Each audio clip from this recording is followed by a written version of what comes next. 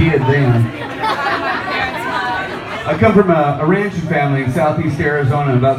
My grandparents bought a ranch in 1943, about 16 miles north of the Mexican border.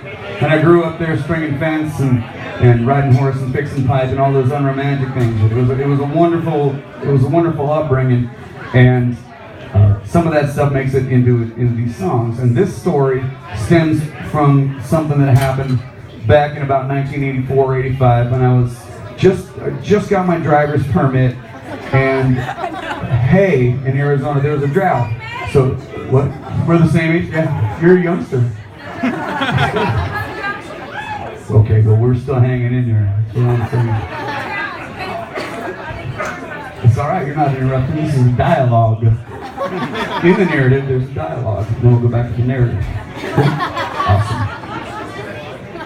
There was a drought in southeast Arizona such that alfalfa, which is supplemental feed for the cows, the cattle that we were raising, was in short supply. And we did the math as business people and figured it was easier to go all the way up to Idaho and pick up a trailer load of hay. And it was easier and cheaper when you backed out all the costs than it was to buy in Arizona. So my dad and I got in a '69 Ford.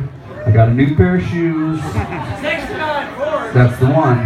And cruised on up to somewhere outside of Boise, Idaho. And we loaded a 40-foot horse trailer full of green hay, which is a heavy, heavy load. Anybody know anything about hauling trailers? That's a heavy fucking load. So we booked it back. And by the time we got back to Arizona, and it didn't take that long. We didn't take many breaks. I was a good interstate driver. I was good with my permit. I could keep it between the mustard and the mayo, no problemo.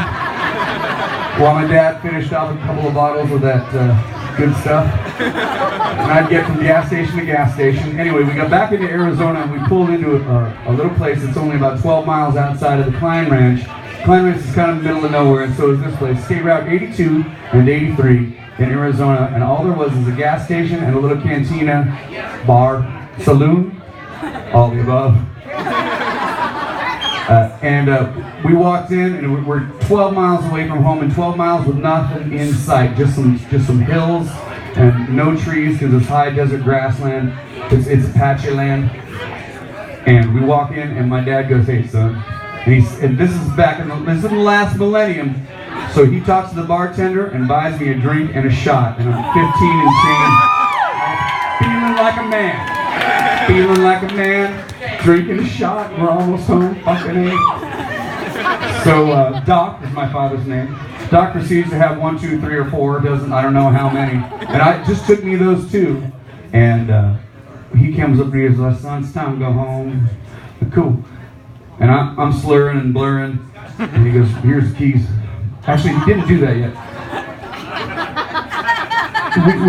We get to the truck. He gets in, and we get not even out of the parking lot, and the red and blues come on in the rear view. It's a conditioned response. At the time, I was not nervous. I was like, "Oh, pretty lights." And of course, I was 15 and didn't have the fear of that, but you should. Anyway, we get pulled over before we even get on the highway, and the officer knocks on the window of the Ford and does this motion, which is back in the last millennium, roll down the window. Now it's like a push button thing, I don't know. So Doc rolls down the window and goes, "Officer, what's up?" And he goes, "Hey, I noticed you got a tail light out." Doc says, "Yeah, we're just 12 miles. It's fine." He goes, "Doc, you been drinking?" They all know each other. We all know each other. He says, "No, so you're not." And he looks over at me, he goes, "Son, you're old enough to drive." And I said, he goes, "Doc, why don't you just swing on over and give your son the keys and we'll let him drive home." So Doc pulls the keys and he throws them at me, and I get out of the truck and I hold on to the truck on all the way around. And I go around the front, and the officer's there and he's holding the door open for me, so I hold my breath as I go around, and he shuts the door and he goes, "All right, son." Doc, he goes, "All right, I'm gonna follow you home. So I'm just gonna follow you. I'm gonna follow you. I'm gonna follow you home."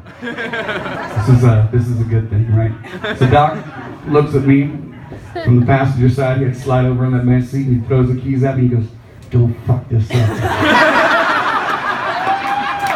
Start the car again, and off we roll, like you'd imagine a 15 and some change-year-old driving 65 feet of big machine loaded down with green hay, and we get to mile marker 41, and our left turn is mile marker 42 to the middle of nowhere, like where there's nothing but 3 miles of dirt road, and we're home fucking free.